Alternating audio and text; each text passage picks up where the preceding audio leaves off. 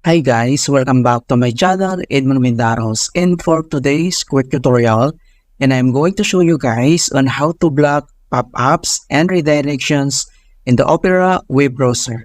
So I'm going to show you how to turn or off and that settings. And without further ado, and let's go ahead. So all you have to do is to open up the Opera web browser. And then dito lang sa top left corner, and then select mo lang dito yung Opera logo, and then click mo lang yan. And then next step ay kailangan mo lang select dito yung settings, or pwede mong gamitin ang keyboard shortcut na Alt plus P, and then click lang natin yan.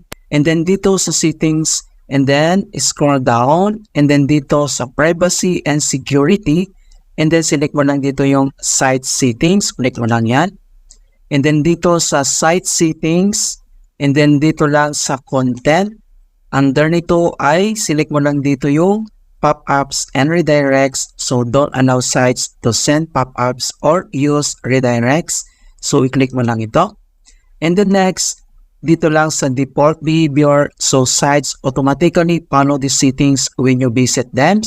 So may dalawang options dito na sites can send pop-ups and use redirects. And then yung pangalawa, ito yung don't allow sites to send pop-ups or redirects. Okay, so select mo lang itong don't allow, or pwede mo naman i-select itong sites can send pop-ups as your options. So dito naman sa kanyang customized behaviors, so pwede tayong mag-add dito ng sites. Okay, so dito lang sa right side, click mo lang itong add, and then kailangan mo lang ilagay dito yung kanyang sites URL or link ng isang website, okay? And then click mo lang tong add. Okay? So, dito naman sa kanyang allow to send pop-ups and use redirects. So, pwede kang mag-add din dito. So, same procedure, click mo lang yung add. And then, lagay mo lang dito yung sites URL website link. And then, click mo lang tong add. Right? So, ganoon lang po kasimple kung paano tayo or paano natin i-remove ang pop-ups and redirects in the Opera web browser.